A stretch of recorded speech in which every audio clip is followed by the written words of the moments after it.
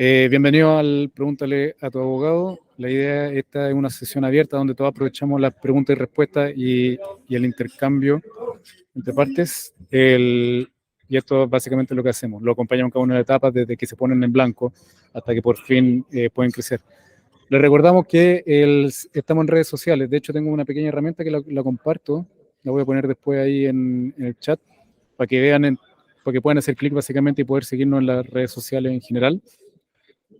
Y bueno, primero se han respondido a las preguntas que me mandaron por escrito en primer lugar. Y ya, Carlos me pregunta, ¿qué conviene en caso de no tener empresas de servicios exentos, si boleta de honorario o sacrificar el IVA?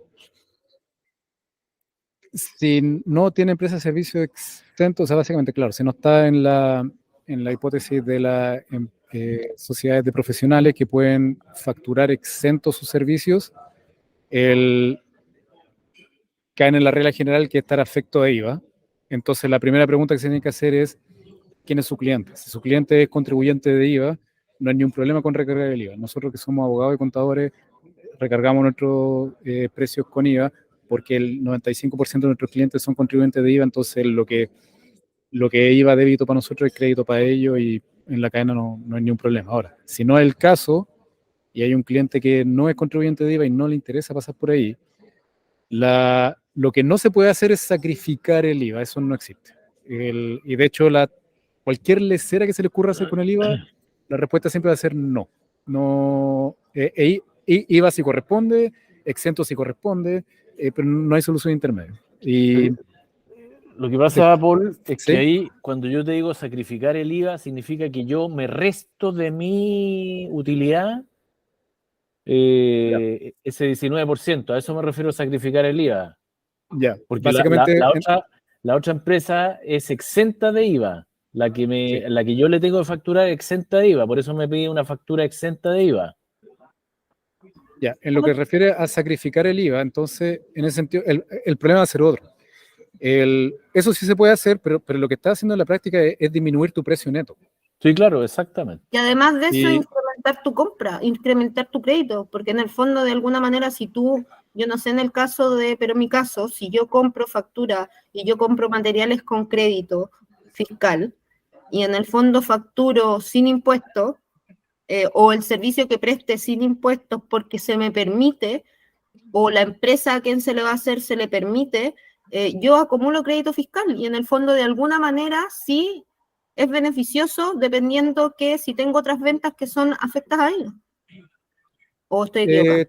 Sí, o sea, para pagar ese IVA, o sea, el primer efecto que hay que tener presente es que va a disminuir el precio neto. Entonces, desde el punto de vista de la renta y de tu ingreso, en definitiva, es menos plata para ti. Y tienes que tener cuidado con tu estructura de costos porque es muy fácil terminar trabajando por bolitas de dulce. Segundo, en lo que refiere al IVA, tu cliente que está exento va a pagar ese IVA y, bueno, va a tirar el total de la factura a gasto. Tú vas a ver, y para pagar al mes siguiente el débito de IVA generado en esta factura manipulada, todavía no ilegalmente, sí va a poder usar tu crédito fiscal que va a venir por las compras. Entonces, si tienes compra, ese IVA va a estar pagado con tu crédito fiscal. Digamos, eso de ti para atrás, la cadena de crédito y débito de IVA se respeta, pero básicamente está usando crédito fiscal. Eso no significa ganar o perder plata. O sea, te va a quedar con toda la... No piense que por recibir todo el precio y poder guardarlo, estás ganando. Básicamente, va a estar ganando. Si estuvieras ganando, siempre debería estar pagando un poco de IVA, porque el supuesto del IVA que grava el valor agregado se basa en que estás vendiendo más de lo que compras. O sea, estás ganando plata. Claro. Entonces, si hace esta operación de sacrificio de IVA, lo que le estáis diciendo al mundo es que estáis dispuestos a trabajar por cada vez menos. O sea, estáis sacrificando el margen, estáis castigando tu margen y en definitiva estáis trabajando por bolitas de dulce. La boleta de honorarios es una alternativa.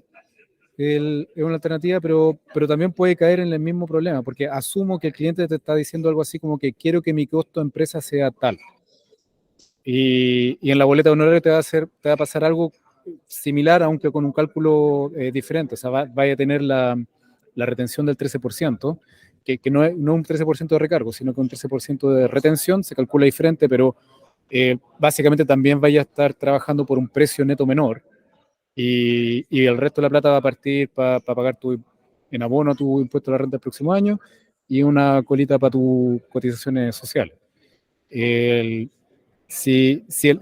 Entonces, si tu cliente que está exento lo que quiere es no pagar más que el precio que ya le diste y que ese sea su precio neto, si no tiene una sociedad de profesionales que cumpla con todos los requisitos para poder facturar exento, las alternativas son el boleta o el sacrificio del IVA, con sacrificio entonces de cuáles van a ser los ingresos que te correspondan a ti, o derechamente lo que habría que decirle al cliente es decirle, mira, mi precio neto es tal, pero necesito recargarlo con IVA por efecto de la ley. Entonces, y este es justamente uno de los supuestos odiosos en los que sí, se está haciendo más caro los servicios para aquellos que no son contribuyentes de IVA, como nosotros, personitas contribuyentes finales, y los demás contribuyentes que no sean afectados de IVA, como otras sociedades profesionales o lo que se encuentra en el artículo 12 o 13 de la ley del IVA.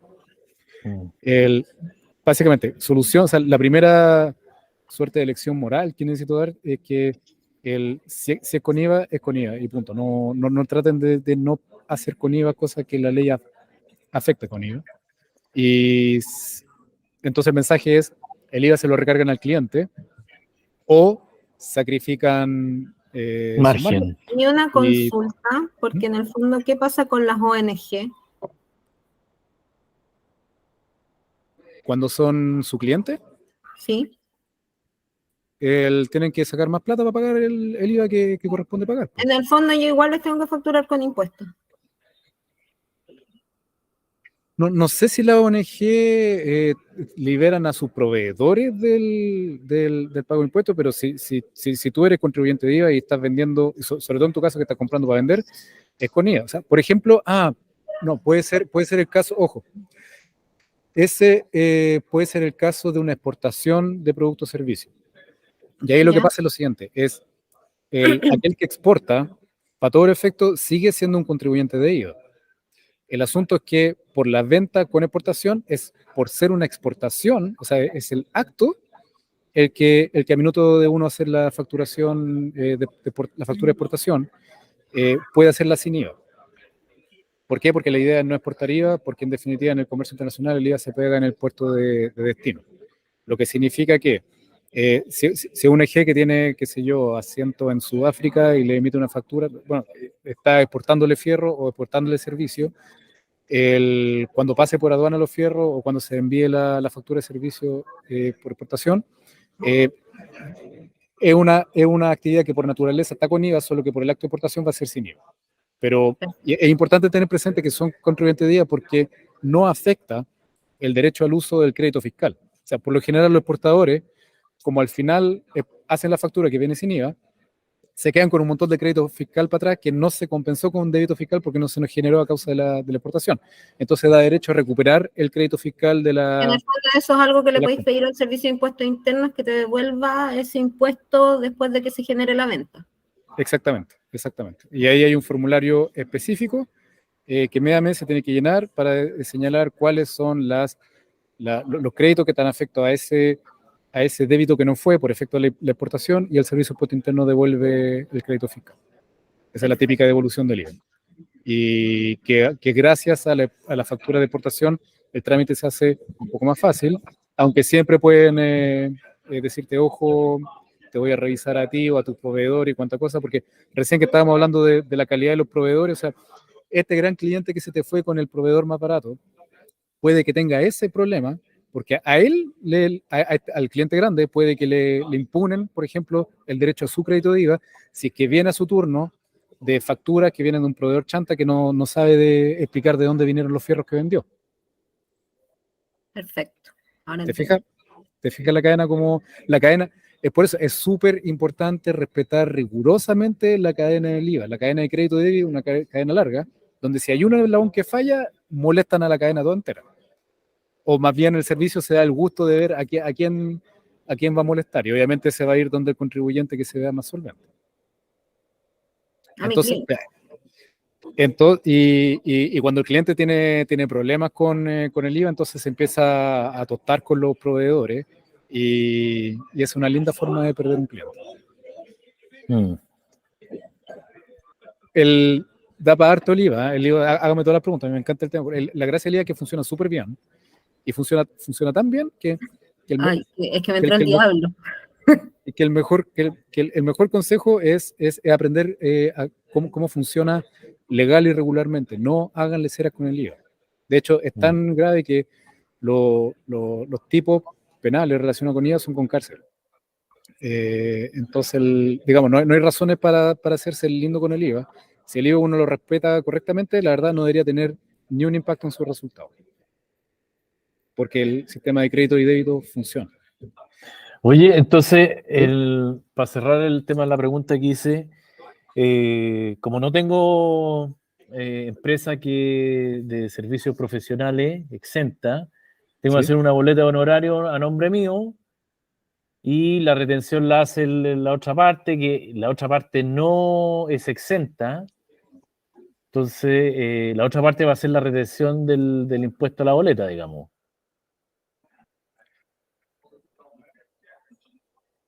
A ver, se me desordenó un poco el esquema. El mono. Sí. ¿Cómo quedó? Ya, lo que pasa es que como yo no tengo sociedad profesional para facturar sin IVA, voy a usar una boleta de honorario a nombre mío, Sí. ¿ya? Porque ese es el second best, la mejor solución si es que no tengo lo primero, digamos. Se puede, digamos. Puede ser Carlos quien atienda a Juan Pérez y le emita una boleta de honorario por la entrega de su servicio profesional en forma liberal. Claro. Y eso es lo que voy a hacer, y la otra empresa, que es exenta de IVA, va a hacer la retención de la boleta. Entonces yo, al final lo que quiere esta empresa es que el servicio que yo le cobre no supere lo que pactamos, digamos, el bruto, digamos. ¿Ya? O sea, si el precio, el total para todos los efectos y cualquier evento, básicamente vaya a tener que hacer ahí una suerte de regla de 3 con una tasa del 13% para ver qué precio con la retención te da el total. Te da el total. Y de hecho puede hacer las matemáticas y comparar qué tan diferente es el sacrificio del IVA con el sacrificio de la retención. Lo digo porque lo que sí va a cambiar es quién va a recibir los ingresos. Y no es lo mismo que lo reciba tu sociedad que lo reciba tú, para tu valor complementario. Ya, pero ahí nos metemos ya en un tema más peludo, ¿no? Siempre es más peludo. Entonces,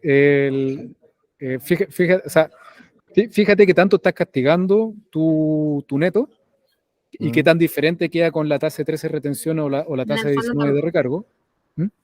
Y en el fondo también tenéis que fijarte, Carlos, que yo no sé en qué condición esto significa, pero ¿es necesario que la empresa sea quien le retenga eso a Carlos? Sí. ¿Puede hacer la retención él mismo?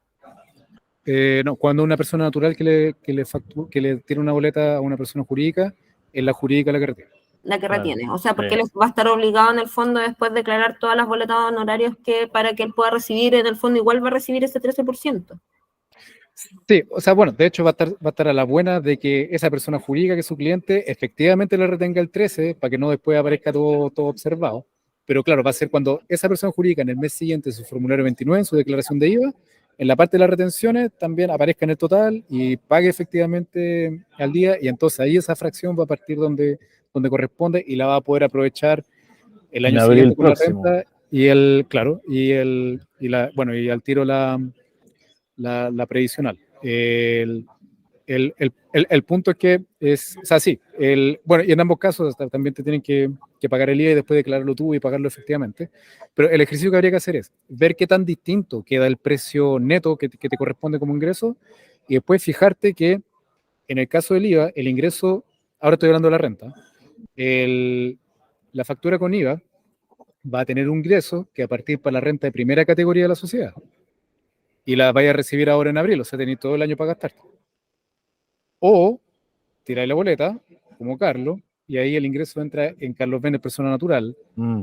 y quedó metida en tu bola complementario y tenés que considerarla como una de las tantas fuentes de ingresos que se van a considerar anualmente y que se van a acumular a tu resultado de fin de año que vaya a declarar el próximo. Ya, pero lo que pasa es que este servicio es súper ocasional, no lo voy a hacer, lo más probable que no, lamentablemente, y probablemente no lo voy a hacer de nuevo durante el año. Entonces, bajo ese punto de vista, a lo mejor me conviene hacer la boleta y chao nomás, pues. O sea, fíjate cuánta plata es. O sea, si una boleta, voy a decir cualquier cosa, pero si una boleta de 250 millones de pesos, no te la metáis al bolsillo. No, son 3 millones. Ya, considera eso así como, grosso modo, te estoy inventando números, así, pero ponte tú que en este caso lo que hiciste fue básicamente, grosso modo, sumarle un mes más de ingreso al año. Que por ahí, para tu global complementario, fíjate en qué tramo te deja. O a lo menos ten presente que ya gastaste este cartucho ahora en abril y que si se repite esto en el tiempo, fíjate bien quién está percibiendo esto, porque la plata que ya entró en tu blog complementario no tenéis como, no tenéis que Despintármela. más que hacer con él. Entró y ya hace parte de tu escala de impuestos, ya no hay más que hacer con eso. Ya, pero así a simple vista, con el monto que ya te dije, yo no sé si haría mucho ejercicio entre el IVA y la boleta, y nos tiramos con la boleta nomás, pues. Puede que en esta ocasión la boleta sea una solución pacífica, sí, pasa no es más drama. El punto es que o boleta o factura, entonces o la IVA o el IVA o la retención, hasta que no tengáis una sociedad de profesionales, no hay ni una forma de hacer que el neto sea el total que vaya a recibir y no haya más que manipular. Igual es plata el 13%, ¿eh? Y va a terminar siendo 17, porque sube todos los años. O sea, Estoy muteada. acabo de dar cuenta, es que me había sonado el teléfono, entonces. Y eso vamos a estar a un paso del 19, entonces al final no va a convenir, va cada vez a subir más, incluso yo creo que va a llegar un momento en que lo va a pasar, entonces ya la boleta honoraria va a quedar casi como obsoleta. Mira, con la cantidad de cambios tributarios que están haciendo y a la velocidad que lo están haciendo, o sea, a la frecuencia que lo hacen, sí, nos van a cambiar las reglas varias veces y nunca va a ser para que sea más fácil trabajar. Es muy importante tener todo bien ordenado. Entonces, de verdad, si no están bien ordenados con un sistema bien sólido, lo más probable es que le terminen trabajando al fisco o a tercero, Bueno, pero... menos ustedes. Y va a llegar un minuto en que ya no... No, pues chicos, se corta ahí, pues mejor cerrar, porque para regalarle plata a ningún... Y va a haber más incentivos a irse a negro. Ese es el problema, es que lo que pasa es que yo siento que no evalúan, ¿cachai? No evalúan, yo entiendo que en el fondo los impuestos son importantes, hacen mover el país, pero a ver, el PIB, ¿cuánto lo pagamos los contribuyentes y cuánta es la plata que entra por el cobre para que puedan en el fondo el país funcionar? Entonces, con el resto que sacan a los contribuyentes para poder en el fondo dar la rueda de las cosas, lo único que están haciendo es que todos los trabajadores que uno pudiese tener para como empresario, ¿cachai? Para poder darle trabajo a la gente, o se terminen yendo a trabajar como emprendedores por todo lo que aprendieron donde trabajando con uno en el fondo y creyéndose que es fácil solamente hacer el trabajo. Y segundo, la mano de obra va a estar cada vez más carísima, la gente no va a querer trabajar, y nosotros vamos a tener que vivir para pagarle al fisco, ¿cachai? Una enormidad de plata que hoy día no quieren pagar. Pues. Vamos a aparecer Argentina. No creo que lleguemos tanto a eso. En el fondo, el problemático de Argentina es que pasa lo que pasa con lo que yo te estoy diciendo. Pues. ¿O tú crees que la gente se está muriendo de hambre en Argentina? ¿Y la gente no está trabajando? La gente trabaja toda la negra o tiene emprendimientos que no pagan. Por eso están como están. Igual hay, no sé si el 40 o 50% de argentinos son pobres. Y cesantes. Sí, los cesantes reciben bonos del Estado y con eso ya... Que hay gente pobre, sí, como en todos los países, o bueno, los más desarrollados y nórdicos tienen poco, pero hay gente pobre en todas partes, pero esa gente es porque quiere ser pobre. Pero los otros, que se supone que están en la pobreza del no sé cuánto por ciento de Argentina, esa gente no es pobre, esa gente trabaja, esa gente tiene sus productos, los vende, y están a la negra. ¿Por qué? Porque se aburrieron de hacer lo que nosotros hacemos todos los días, que es pagar impuestos. Bueno, para que Así vean lo nomás, importante, para que vean cómo el trabajo hace la sociedad. Exactamente. Revisemos la, Oye, revisemos la pregunta dale, siguiente. Tengo una dale, más dale. que Sí. es la de... creo Dale, que la de estamos Tomás. avidos por conversar. Volver. No, bien, bien, bien, bien. Y muchas gracias por las intervenciones. De hecho, son particularmente pertinentes. Ya, Tomás pregunta, si es posible recibir facturas hasta la segunda semana de abril de 23 para que se consideren en el cierre de año, sumar IVA de contar gasto en el ejercicio anual. Pregunta Tomás. La respuesta es no. Aquí me está preguntando a dos niveles, que es la renta y el IVA. En lo que refiere al IVA, los ciclos de IVA son mensuales. Así que empiezan y terminan en el mes y no hay más que hacer. Por supuesto que el crédito se acumula si hay en el pasado, se va a ir compensando con el débito que se genera mes a mes y así todos los meses.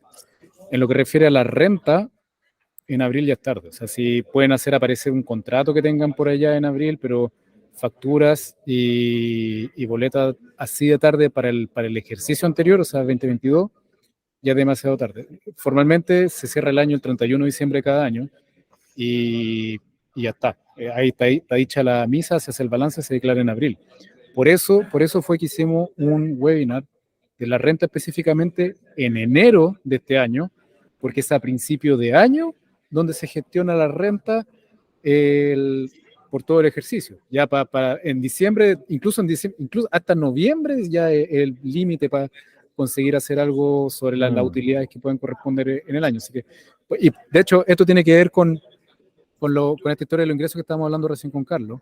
Esto de la plata que te entra, dónde te entra y en qué época del año te entra, hay que estar viéndola siempre. No es lo mismo que recibir ingresos en abril que recibirlo en noviembre, porque en abril, en primera categoría, todavía todo el año para gastártela y darle sentido económico. En noviembre lo más probable es que termine impactando la primera categoría porque no hay mucho más que hacer. Así que esta pregunta en abril de 23 sobre 2022, la respuesta no, es tarde. Lo de 22 hay que verlo en 22. A lo más, puedo hablar de excepciones dentro de los primeros días de enero sobre la facturación del mes anterior, pero son cuestiones muy marginales. Básicamente, si están con la operación renta encima, no hay mucho más que hacer respecto al ejercicio anterior. Así que, bien, esas son las preguntas que teníamos pendientes.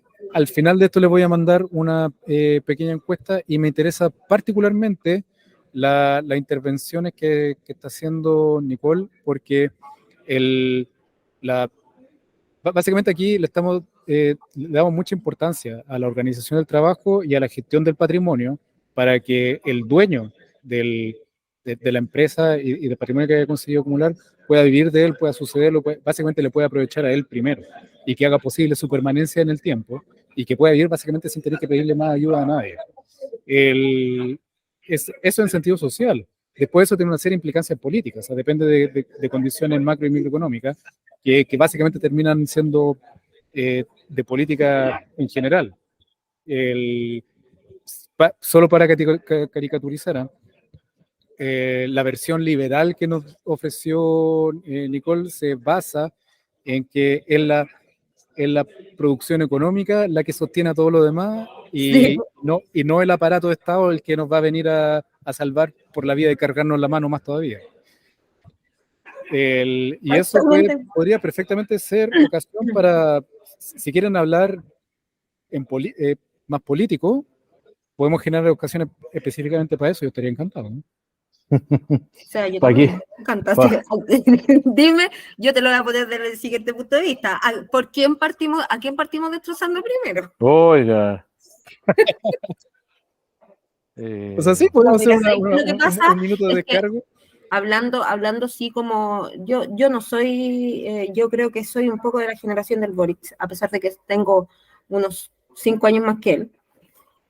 Pero resulta que tú te ponías a pensar yo hoy día estoy a cargo de esta empresa que es de este porte.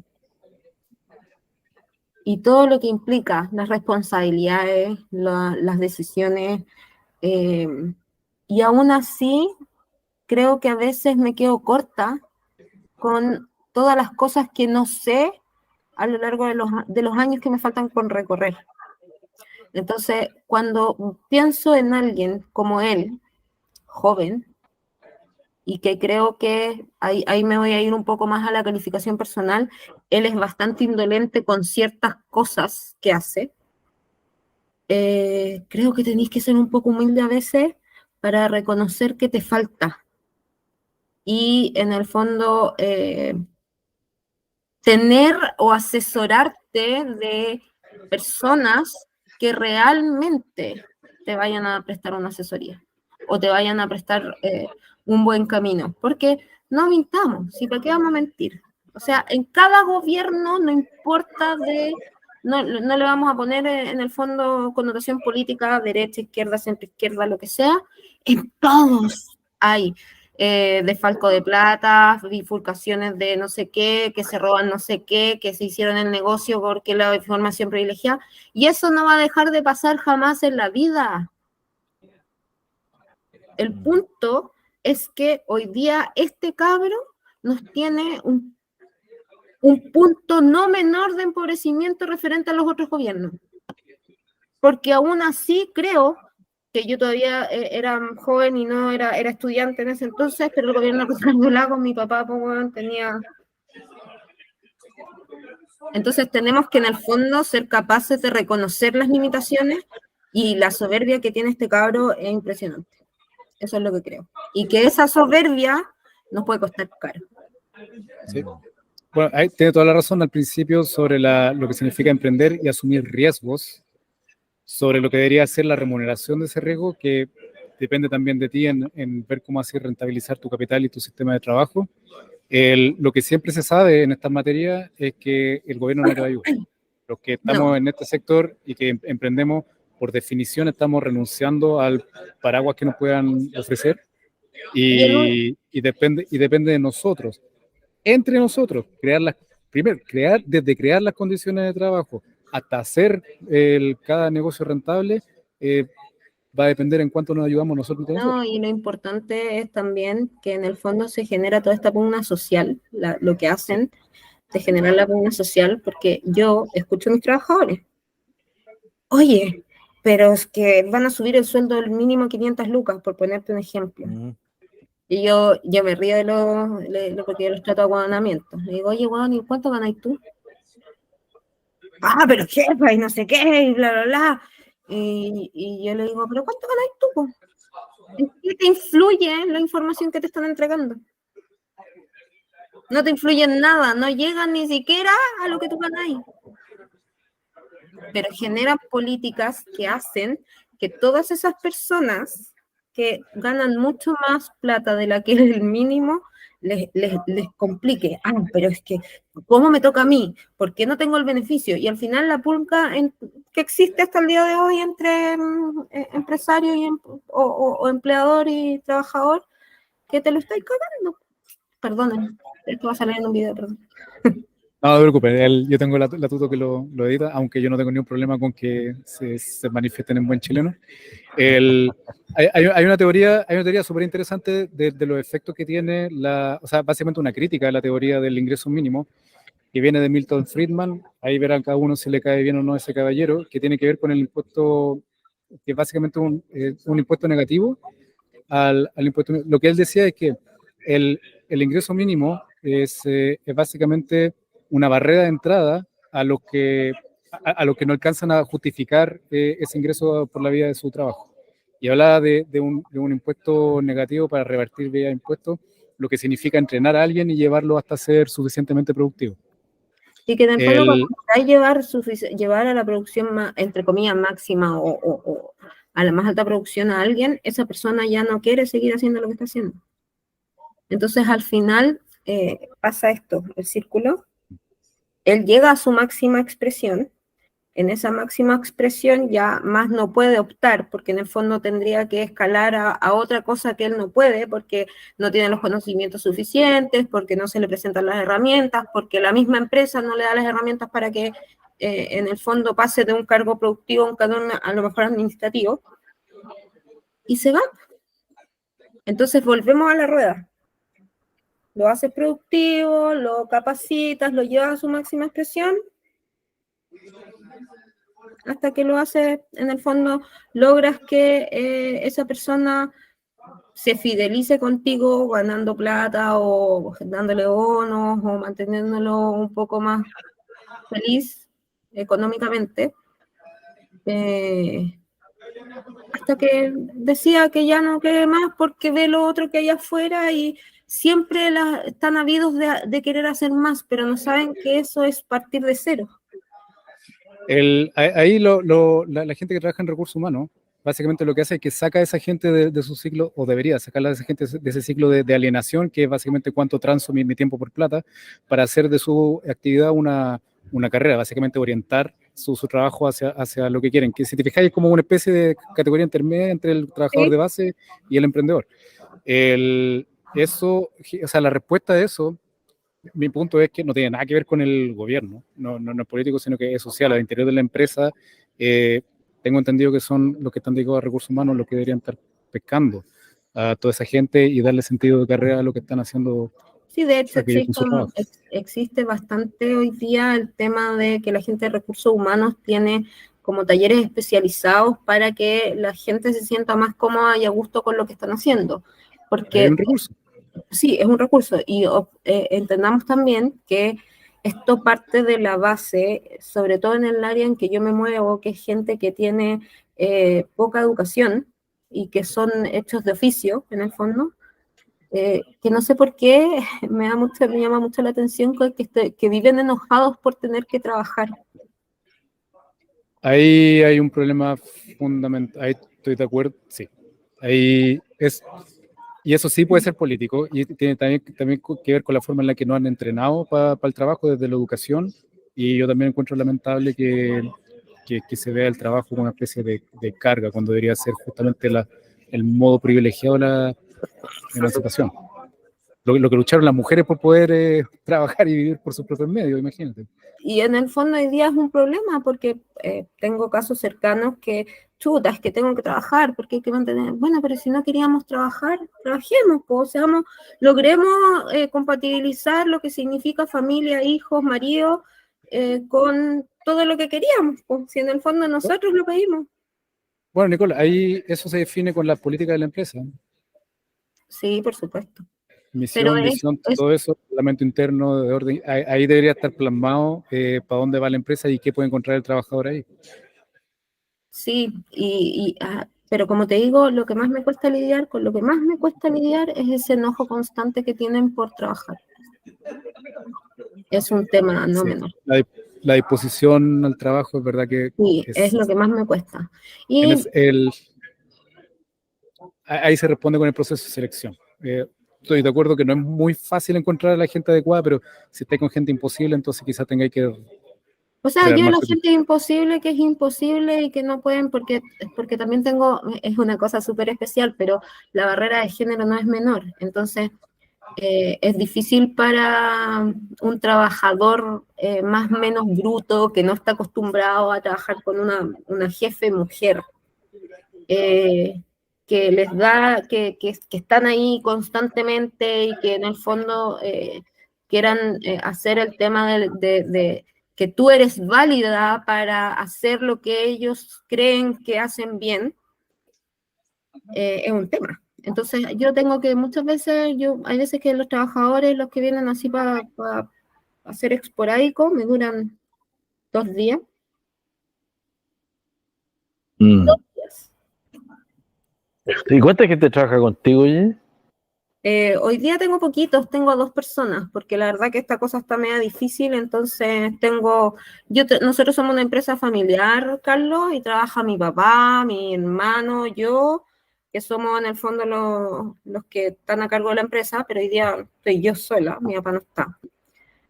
Y tengo 2 trabajadores. Teníamos más ¿Y dónde tenía el taller? en Recoleta. ¿Y todavía lo tenía ahí? Sí, todavía. Ah. ¿Y estás ahí en Recoleta ahora? Sí, estoy en Recoleta. Ah. Carlos, dame un segundo que me está sonando el timbre, dame un segundo. La hace toda esta niñita ahí.